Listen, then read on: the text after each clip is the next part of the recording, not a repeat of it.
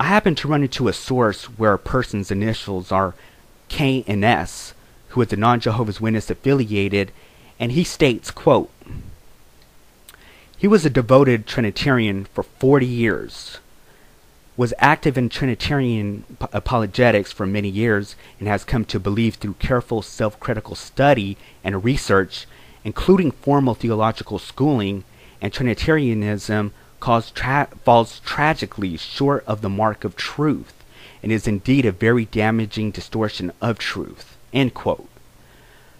He wrote a piece of work refuting Robert M. Bowman Jr.'s book, Why You Should Believe in the Trinity, a refutation.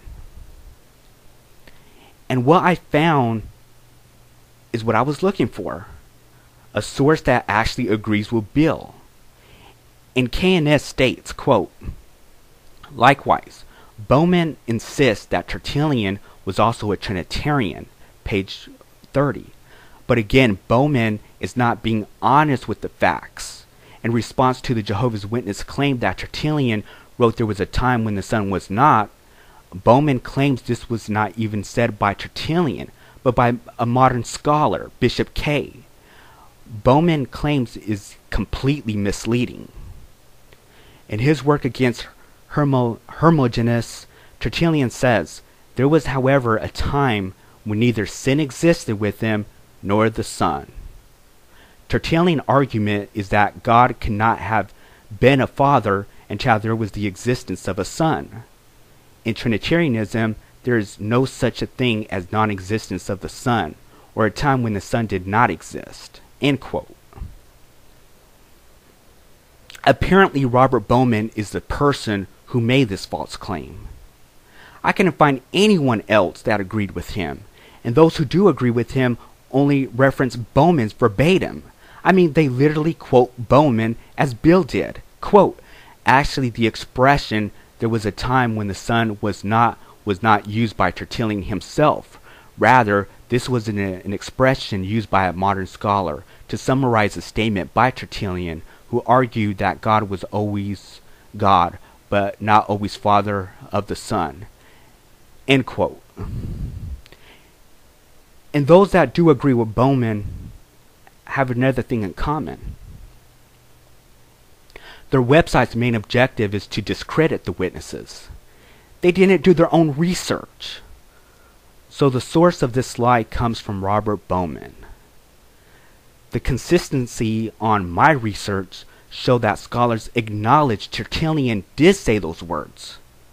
The argument in the scholar community is not that he didn't say those words, but what did he mean by those words? Church historians understand that Tertullian's writings are ambiguous, but none denied that Tertullian didn't say those words. Unfortunately, Bill, you just proved you are not familiar with the scholar's argument regarding Tertullian's writings. But Bill did say he did his own research. Despite what I referenced, that was verbatim, most likely coming from Robert Bowman. So if Bill said it, it must be true. Let's look at a few different translations from Tertullian's writings and see if those words are there.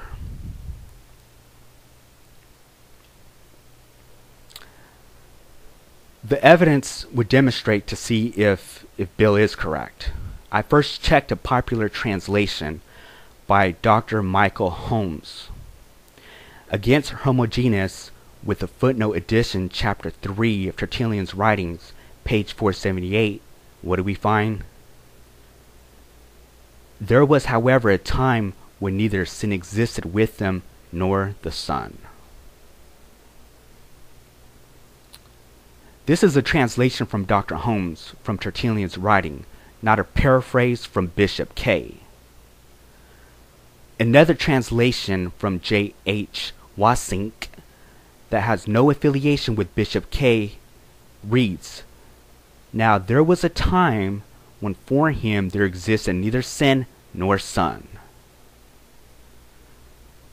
I cannot find another translation of Tertullian's writing that didn't include this phrase.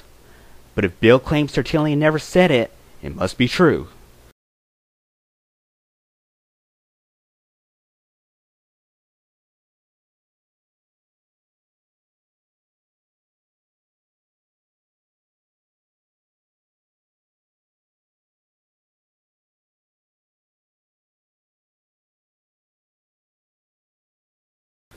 So I took the initiative to go to the source of the actual Latin text where the translators obtained their information. And what did I discover? Et felicis non fuit. There's where we have it. Et filius non fuit literally means in Latin, and son was not. There's your evidence, Bill, that Tertullian did write those words. I confirmed it through commentaries, other scholar references. I actually went to the source of Tertullian's writings. So if you are still in disbelief, there's not much anyone can do to convince you that Tertullian did indeed say these words. Did the Watchtower misquote Tertullian in the Trinity brochure? Not at all.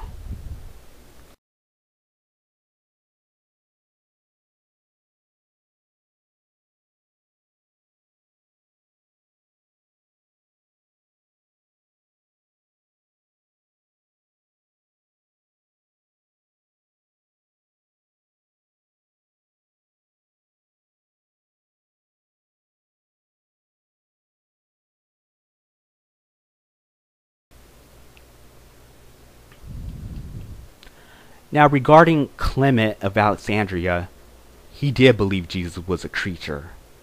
And one reference commenting on Clement's writing states, Clement repeatedly identifies the Word with wisdom of God, and yet he refers to wisdom as the first created. While one passage he attached the epithet first created and another first begotten to the Word. At a later date, a sharp distinction was drawn between first created and firstborn or first begotten, but no such distinction was drawn in the time of Clement, who with the Septuagint rendering of a passage in Proverbs before him could have had no misgiving to the use of these terms. Clement makes a sharp distinction between the Son and the Word, who was begotten or uncreated before the rest of creation, and the alone unbegotten God and Father. And that's from John Patrick writings in his book Clement of Alexandria. In Clement's writing, he viewed the Lord Jesus Christ in his pre-human as the angel which led the people of Jehovah through the wilderness, and as the one who was born as Jesus. Once again, the Son of God is shown to be his to be his Father's angel or messenger, the firstborn of all creation. If anyone reads church history, all this can be verified. Tertullian and Clement of Alexandria certainly did believe in a Trinity of some sort, but not like the modern day Trinity, because what they believed is not consistent with our modern day Trinity. So we go back to the question again. Did the Watchtower misquote these church fathers in our Should You Believe in the Trinity brochure? The evidence shows we did not.